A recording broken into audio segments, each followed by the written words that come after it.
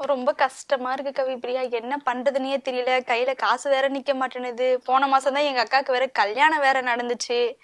EMI வேற கட்டணும். என்ன பண்றதுன்னே தெரியல. முடியல. வீடு ரெண்டுல கட்ட தேவையில்லையா? வீடும் தான் கட்டணும், எல்லாத்தையும் தான் கட்டணும். என்ன பண்றது? சரி விடு விடு, கடுப்பு ஆகாது, எல்லாம் சரியாயிரும்.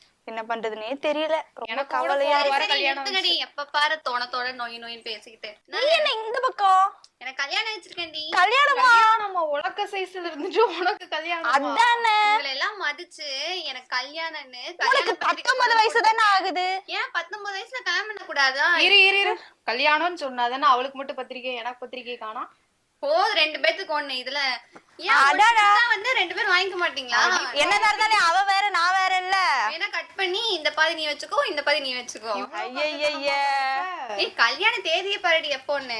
எத்தனாம் தேதி? டிசம்பர் 7ஆம் தேதியா கல்யாணம்? தேதியே உனக்கு கிடைக்கலையா? 7ஆம் தேதி தான் வைப்பியா? ஆமா, 1ஆம் தேதி வச்சா நீங்களும் சம்பளம் வாங்கிருப்பீங்களா? உனக்கு எப்ப கல்யாணம் ஆனா என்னது? 7ஆம் தேதி தான் உனக்கு கல்யாணம் நடக்கும். ஆமாடி, நீங்களா 5ஆம் தேதிக்குள்ள சம்பளம் வாங்கிருவீங்க. அம்மா உனக்கு சம்பள தேதி எப்போ?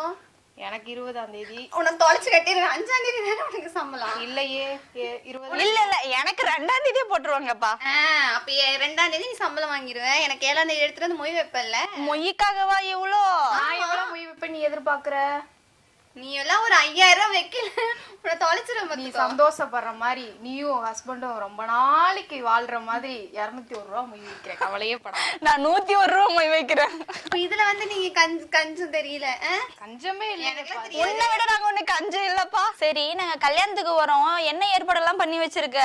அதான் சொன்னேன்லடி, எங்க வீட்டுக்கு பின்னாடி மாட்டு கொட்டாய் இருக்குது. அதுல மாட்டு கொட்டாய் ஆர்டர். நான் ஏசி ரூம் எல்லாம் எதிர்பார்த்தேன். நானே கல்யாணத்தை வீட்டுல வச்சிருக்கிறேன்.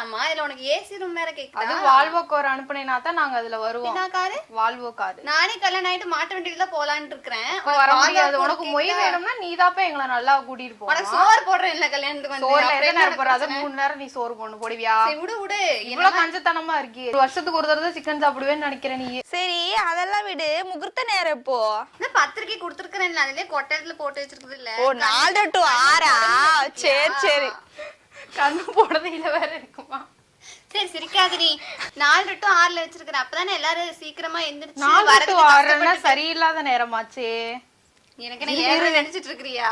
ஆமா, உனக்கு எப்பவுமே இரு. அவ ஏதோ ட்ரிக்ஸ் சொல்றா, சொல்லு. அப்ப வந்தா தானே எல்லாரும் டக்குன்னு சாப்பிட்டுட்டு கிளம்பிடுவாங்க. கொஞ்சம் லேட்டா வச்சு அப்புறம் மத்தியான சோறி இருந்துட்டு தின்னுட்டு போயெல்லாம் நினைப்பாங்க. ஐயோ, இதுக்குதான் மாட்டு கொட்டாயின்னு சொன்னியா எங்களுக்கு? ஆமா. நான் வீட்லயே கல்யாணத்தை வச்சிருக்கிறேன். எதுக்குனே மண்டபம் எல்லாம் போய் அங்க பண்ணி அவனுக்கு 10 லட்சம் ரூபாய் கொடுக்கறதுக்கு நான் வீட்லயே அழகா வச்சுட்டு மண்டபத்துல எல்லாம் பண்ணாதானே போட்டோ ஷூட் எல்லாம் எடுக்க முடியும். ரெஜிஸ்டர் மேரேஜ் மட்டும் பண்ணலாம்னு இருந்தேன். சரி ஓகே, உங்களை எல்லாம் சரி இரு ஒரு நிமிஷம். இதுக்கு எதுக்கு எங்களை எல்லாம் கூப்பிடுற? நீ மாப்பிளைய மட்டும் போய் கோயில்ல அழகா தாலியை கட்டிட்டு 2 பேரும் இருக்க வேண்டியது. கல்யாணம் பண்ணத பதிவு பண்ணுவோம்ல, சாட்சிக்கெல்லாம் வேணும்ல. இப்ப சோஷியல் மீடியா வந்துருச்சுல, நீ வசம் ஒரு வீடியோ எடுத்து செல்ஃபி எடுத்து ஸ்டேட்டஸ் போட முடிஞ்சிச்சு. அப்புறம் அவன் வந்து நாளை பின்ன என் கூட பிரச்சனை பண்ணிட்டு கல்யாணமே பண்ணலன்னு சொல்லிட்டு ஓடிட்டாங்க. நான் என்ன பண்றேன்? அதுவும் கரெக்ட் தான். இப்படி பேசினா எவன் உன்னை கட்டிப்பான்? அதெல்லாம் இல்ல. இப்ப இவளோட மைண்ட் என்னன்னா நம்மகிட்ட மொய் வாங்கணும், அதுதான் இவளோட மைண்ட். ஆமா, அதை வச்சு பல கனவெல்லாம் கண்டுட்டு இருக்கிறேன். பின்ன ஓசிலே சோறு தின்ட்டு இப்ப நாங்க வரலன்னா நீ கவலைப்பட மாட்டேன். வரலைனாலும் பரவாயில்ல, அதுக்கு போன் எடுத்துட்டு வந்திருக்கேன். எனக்கு ஜிபே பண்ணி விட்டுறியா? ஐயோ என்னடி இப்படி இருக்கா? சரியில்லையே, உடம்பு ஃபுல்லா மொய்யாதான் இருக்கும். அப்படிதான் போல. சரி 2 பேரும் கல்யாணத்துக்கு வந்துருங்க.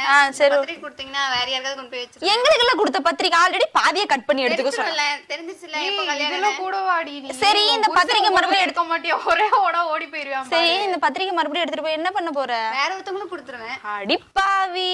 சரி, இப்படி கஞ்சத்தனம் எல்லாம் பண்ணிட்டு இருந்தா என்னால முடியாது. சரி, எனக்கு வேலை இருக்கு, நான் கிளம்புறேன். எங்க போற? சரி வர நீ எங்கடி என்னைய விட்டுட்டு போற? ஐயோ சாமி, நீயே அவகிட்ட பேசி என்ன ஆள விடுங்க. சரி உலக்க, நீ இவ்வளவு சிக்கனமா இருக்கில்ல, இதை விட சிக்கனமா இருக்க ஒரு வழி இருக்கு. அதுவா? அது என்ன வழி? எங்க அக்கா மேரேஜ்ல நாங்க பண்ணோம். இப்ப நீ வந்து பக்கத்துல ஏதாவது ஒரு ரெசார்ட்டுக்கு போயிட்டு எங்களுக்கு மேரேஜ் ஒரு பார்ட்டி பண்ணணும் அப்படின்னு நீ வந்து சொன்னேன்னா அதுக்கேத்த மாதிரி ஒரே லட்சத்துல வந்து நமக்கு நீட்டா பண்ணி கொடுத்துருவாங்க. ஓ, 1 லட்சமா? ஆமா. நீ வந்து இப்ப தனியா மண்டபம் பிடிச்சின்னா 5 லட்சம் ஆகும். அதுக்கு சாப்பாடு செலவு எல்லாமே தனியா அதிகமாகும்ல.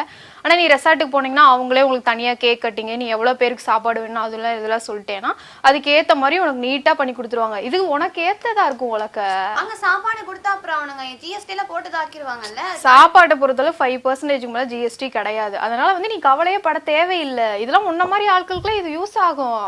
அப்படியா? பத்திரிகையிலயுமே ஒரு ட்ரிக் இருக்கு தெரியுமா? பத்திரிக்கையில என்னடி இருக்கு? இந்த மாதிரி நீ இவ்வளவு பெருசா விநாயகர் படம் எல்லாம் போட்டு இந்த மாதிரி விழாலாம் நீ வந்து அடிச்செல்லாம் கொடுக்கணும்னு இல்ல. இப்பெல்லாம் நமக்கு சோஷியல் மீடியா வந்துருச்சுல, நேரா வந்து வாட்ஸ்அப்லயே வந்து நீ அனுப்பிட்டாலே போதும். அது மாதிரி ஒரு ஃபேமிலினா மொத்தமா அவங்களுக்கு ஒரு அழைப்புதல் நீ கொடுத்தாலே போதும். இந்த மாதிரி தனித்தனியா போட்டு இந்த மஞ்சள் குங்குமம் அப்ளை பண்ணி இந்த மாதிரிலாம் நீ கொடுக்கணும்ல இல்ல, சரியா? இதுலயும் நீ வந்து சிக்கனமா இருக்கலாம். நான் எவ்வளவு வழி சொல்றேன் பாத்தியா உனக்கு? ஓகேடி, இந்த பத்திரிக்கை மட்டும் கொடுத்துரு, பக்கத்துல போய் பிரிண்ட் அவுட் எடுத்துக்கிறேன். ஏண்டி இப்பதான் நான் சொன்னேன் உனக்கு. உங்ககிட்ட மட்டும். சரி சரி சரி சரி வரட்டா? பாய். வரட்டா மாமி. இது மட்டும் ட்ரிக்ஸ் இல்ல நண்பர்களே, நம்ம லோ பட்ஜெட்ல நம்ம வந்து மேரேஜ் பண்றதுக்கு இன்னொரு ஐடியா இருக்கு, அதையும் பாருங்க. இந்த மேரேஜ் ஸ்கீம்ல எலிஜிபிள் பர்சன் வந்து பாத்தீங்கன்னா பெரும்பாலும் நடுத்தர மக்களுக்கு அவங்களுக்கு தான் வந்து கொடுத்துருக்காங்க. கீழே தெரிகிற இந்த லிங்க்ல போயிட்டு நீங்க அப்ளை பண்ணீங்க அப்படின்ற பொழுது உங்களுக்கு 50,000 ரூபாய் பணமும் 8 கிராம் தங்க நகையும் வந்து கொடுப்பாங்க. அது மட்டும் இல்லாமல் இன்னொன்றுமே வந்து இருக்குங்க. என்னென்னா கீழே தெரிகிற இந்த லிங்க்ல போய் நீங்கள் அப்ளை பண்ணீங்க அப்படின்னும் பொழுது, அதாவது நீங்கள் மிடில் கிளாஸ் ஃபேமிலியாக இருந்தீங்கனாலும் சரி, தமிழராக இருந்தாலும் சரி, அதாவது இது வந்து தமிழர்களுக்கு மட்டும் தான் பெரும்பாலும் வந்து முக்கியத்துவம் கொடுத்துருக்காங்க. உங்களுடைய மேரேஜ் இன்விடேஷனை அதை வந்து பிடிஎஃபாக கன்வெர்ட் பண்ணி நீங்கள் அப்ளை பண்ணி சப்மிட் பண்ணீங்க அப்படின்னும் பொழுது உங்களுக்கு பணம் வந்து டொனேட் வந்து கொடுப்பாங்க. ஏன்னா இந்தியன் முறைப்படி மேரேஜ் பண்ணுறவங்களுக்கு, அதாவது பாரம்பரிய முறைப்படி மேரேஜ் பண்ணுறவங்களுக்கு வெளிநாட்டில் இருந்து பணம் அனுப்புறதுக்கான ஒரு டொனேஷன் சர்வர் தான் வந்து இது. ஸோ அதனால் இதில் போய் நீங்க அப்ளை பண்ணீங்க அப்படின்னும்போது உங்களுக்கு பணமும் வந்து கிடைக்கும். இந்த மாதிரி இன்ஃபர்மேஷன் தெரிஞ்சுக்கணும்னா லைக் பண்ணுங்க, ஷேர் பண்ணுங்க, கமெண்ட் பண்ணுங்க.